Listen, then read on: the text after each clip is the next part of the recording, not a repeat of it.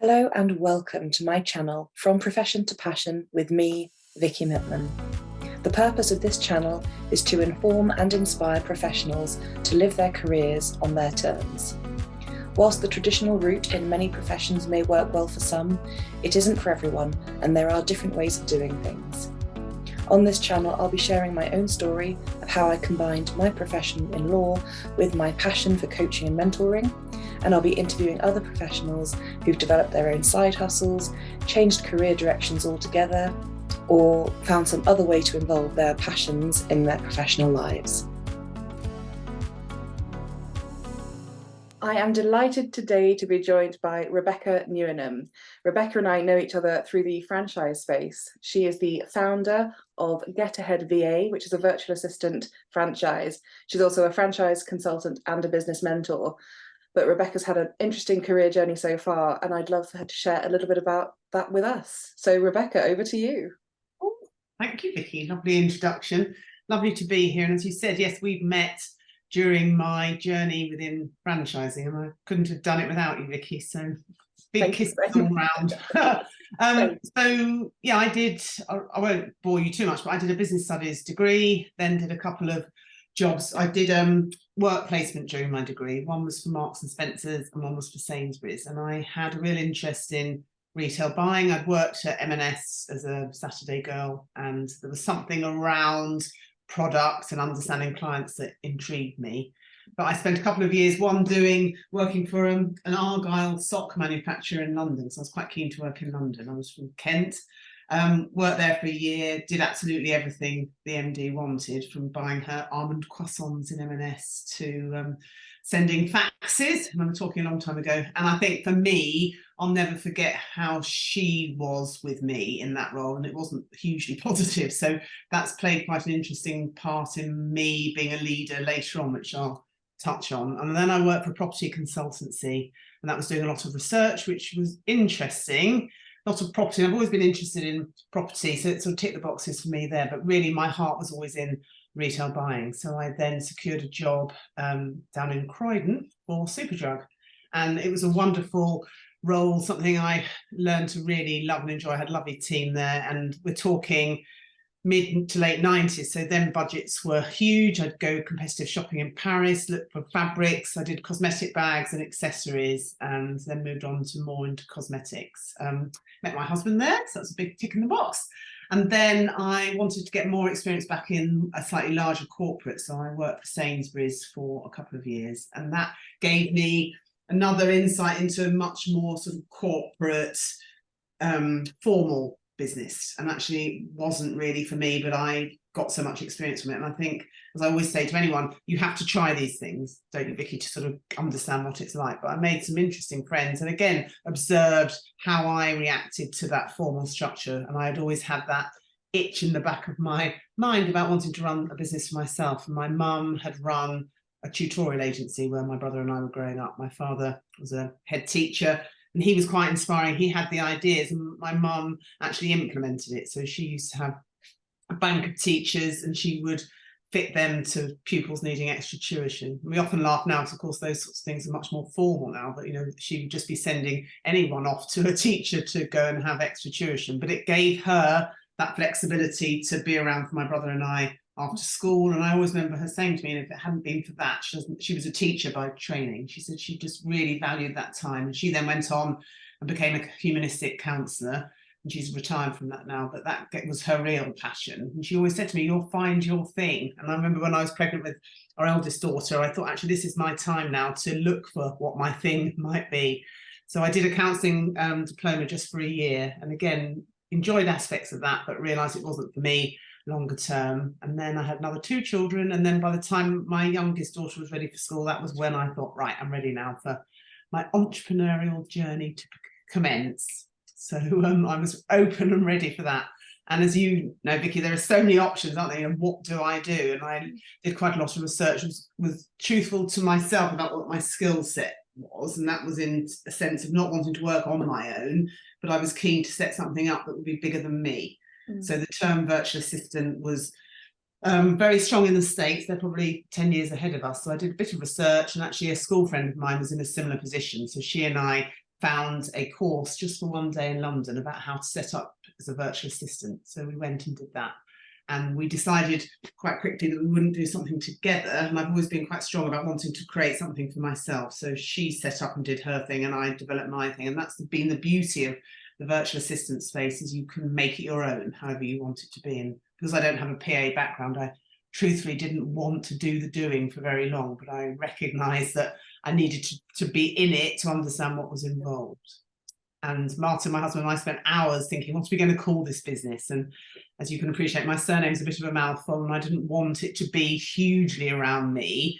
And with my retail buying background, the branding aspect was really important. So Get Ahead Your Virtual Assistant, and it's now morphed into Get Ahead Your Virtual Agency, although I still need to take mend my sticker behind me. But it was, I really loved that, setting up my stall, so to speak, in terms of branding. And one of my lovely friends I've met since having the girls, he was a designer, so he and I sat in a local coffee shop and he came up with some ideas, and I love my branding. And it's developed and evolved over time, and I've been working with a family friend doing that from the very beginning, and she's just got me and always comes up with the right things. And I think that's what I've been really passionate about, is the brand that I've created and how I've empowered the franchisees to carry on with that. So so set the business up. A lot of networking was involved right from the beginning, and finding appetite for what we did then made me recognise that I needed to scale the business fairly quickly. And so that's what I did, utilising the lovely freelancers around me in Guildford in Surrey, where I live, just looking around the playground were these wonderful resources of people that wanted interesting work but didn't quite know where to go and find it. So I've enabled that from an early stage of finding interesting work for people, and they love being part of a community, and the community has grown and grown. And you and I met when I then discovered that actually franchising could be the vehicle to enable me to scale across the UK in a much more regimented way, rather than just sort of word of mouth through friends and things. So I haven't looked back from the franchising piece. And as you quite rightly said, I'm now a franchise consultant for Ashton's. And that came about just for my natural interest in other businesses and helping them scale in the way I have. And I think as a personality, I recognised quite early on that I always need the next challenge, and Get Ahead will always be my baby, and I'm all about getting new franchisees on board, but I'm no longer doing any client work or delivery.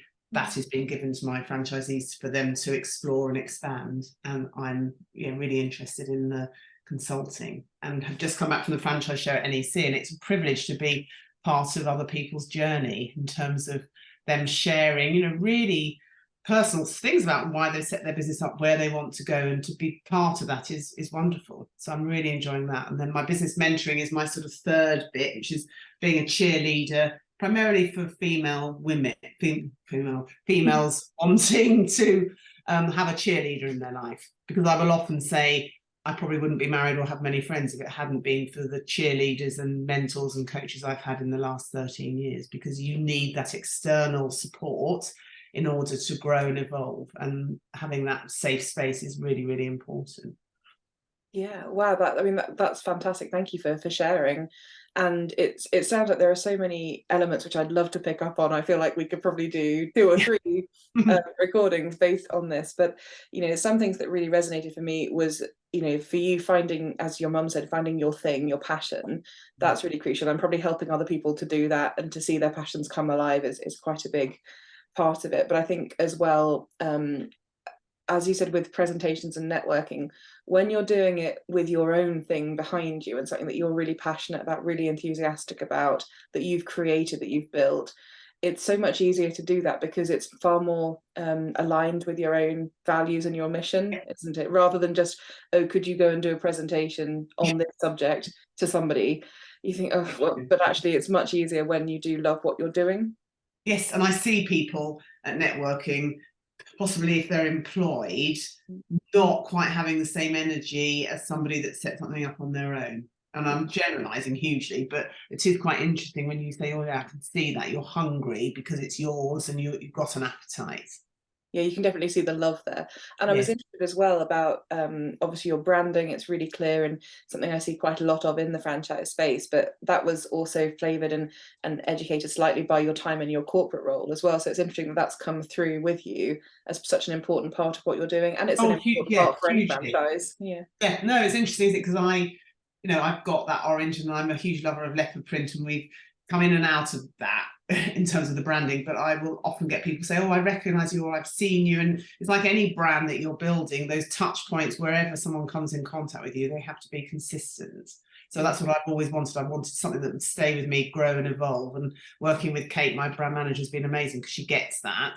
And I think it's about who you have supporting you in your journey at each stage. And it doesn't have to be the same people always. I think that's another thing I've learned. Because you grow, and the people that you will work with might change, and that's okay. Yes. I mean, I've never set up, until my coaching mentoring business, I've never set up a brand myself, and I found it initially quite overwhelming to even think about. And I've worked with someone now who's really incredible at it, and she's made it so much easier for me to get my personality into my brand, because when I'm authentic and me, that's when I'm at my best. And I'm not trying to be something else and trying to look a certain way or to act in a certain way, but really my voice comes through in my branding now, which I'm really happy about. And that has taken time to get that there, because I think I have to trust myself and say, this is what I'd like to convey. Yes. And then I have to trust someone else to say, this is how we could convey that. Yeah, no, it's really true. And it comes, from the heart then, doesn't it? It's very natural. Yeah. Are there any sort of consistent themes or threads that have run throughout your career, aside from the ones we've just mentioned? I think for me, it's that feeling a connection with people and the authenticity. I think that's something that I struggled with in some of the more corporate roles I was in, was that those layers of management, and if you weren't quite in the group, then you felt you would never quite get to the next level. So that's been a big thing for me. And I've sort of fed that through into my own sort of leadership and team management style, and not ever making anyone, I hope, feel junior in any way, because I think that's where I struggled a little bit in the past, just observing how people operated. That political feeling I've never liked, saying the right thing. I want everyone to be natural, and so I've been very clear on that, and empowering other people to do things. And sometimes I've probably overdone that, going, oh, you can do this, you can do that, and then it's like, hold on a minute. But it's getting that balance.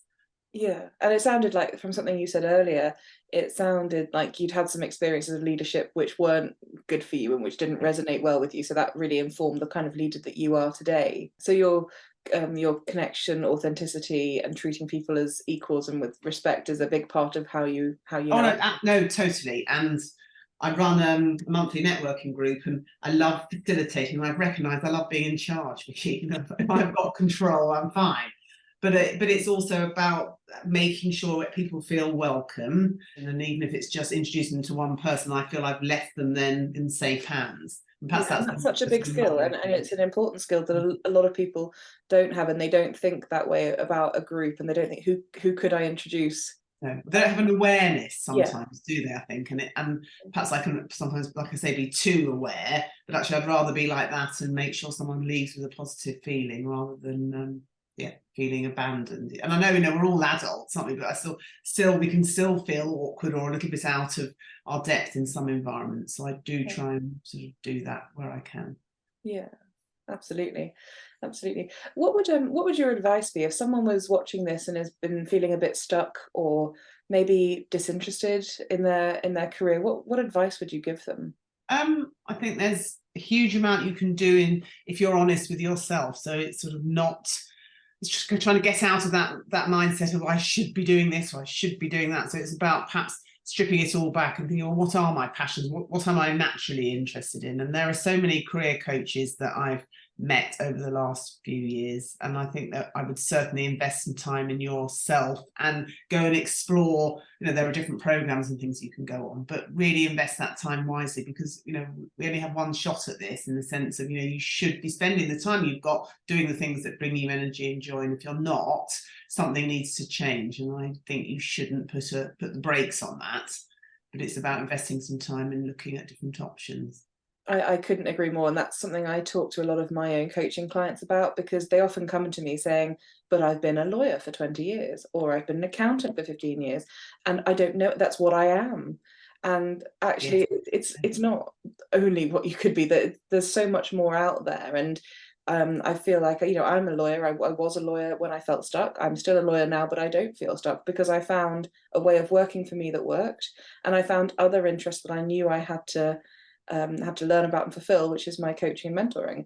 And I can do that alongside my current career choice, but I've found a way to work it. And I think probably I would never have known that that was possible until I'd had some coaching and until I'd seen other people make the sort of transitions that I was going to make. And I had to find a way of doing it that felt right for me and that worked for me going forward, and that suited my clients who I still worked with, but also that gave me that interest in developing further. And for me, that was about giving up some of the bits of law that I didn't want to do all the time. So I'm a franchise specialist and I do franchise resales, but otherwise I don't really do much corporate and commercial law anymore because it takes a long time. Transactions, deals take time, and I didn't have the time to commit to that if I was going to promote coaching and mentoring and learn about that, develop that offering and provide those services. So I was clear about what I loved about law, and that was the franchise side, and what I loved about coaching, and I've niched in that area as well to allow myself that flexibility. So I couldn't agree more. Like, be honest with yourself about what you really do. And free yourself up then, because it's amazing, isn't it, how much more sort of excited and more energy you get when you know you're doing the bits you enjoy and someone else can be concentrating on the other bits. It's not for everyone, is it, every aspect of the job that you're doing? So it's having that confidence. Exactly. And freeing yourself up, that also, once you get into business for yourself, and I learned this having advised businesses for years, I only learned it when I was in business for myself, that you really have to do everything to start with. But then after a while you can say, actually, I can delegate this bit, or I can maybe get a virtual assistant for this bit, and you don't have to do it all yourself. But I felt for a long time like I was everything from the CEO to the cleaner of my business. And everything in between, I was doing the social media, I was fixing the printer, doing whatever it was that needed doing, plus going to networking, plus delivering the services and creating the programs, which in a corporate setting, you often have a team of people in the firm who help you with marketing or business development or accounting or debt collection. There's so much more support often in a corporate, which people don't realize. But once you've done that for a while, I think it builds your resilience and your capability. And then you can decide, actually, this is what I love doing. Didn't realize I'd love it, but I do. And, this bit I can delegate. That's fine. Yeah, that's interesting, because we often within and Get Ahead will meet clients exactly like that have come from a corporate environment and then suddenly think, I've got no idea how to set these systems up. I used to go to that department and do it. And actually, it's absolutely fine to recognise that you can't do everything. But you're right, in a way, starting from scratch enables you to then appreciate where your strengths lie.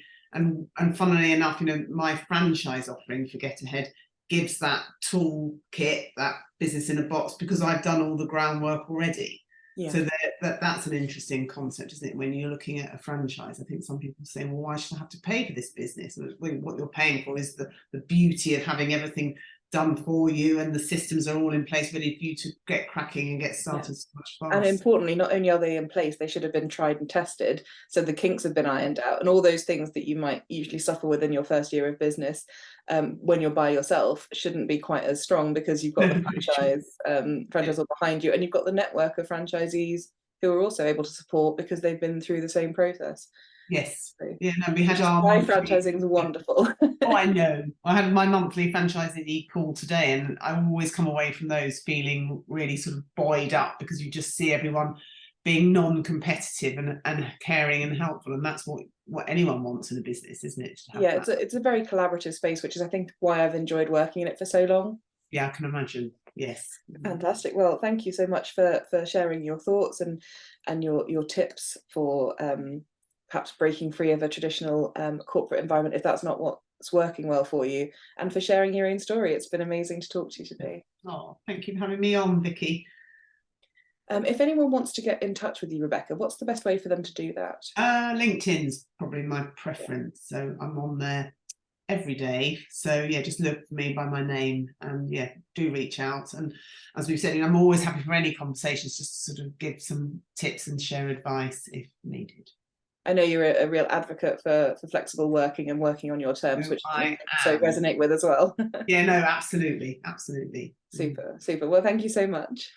Pleasure. Thank you for watching this video, and I hope it's provided some food for thought. If you've enjoyed it, please subscribe below and feel free to like or comment. I'd love to know what you think. If you're interested in hearing more about this, please join my Facebook community, From Profession to Passion with Vicky Mittman. I'll see you next time.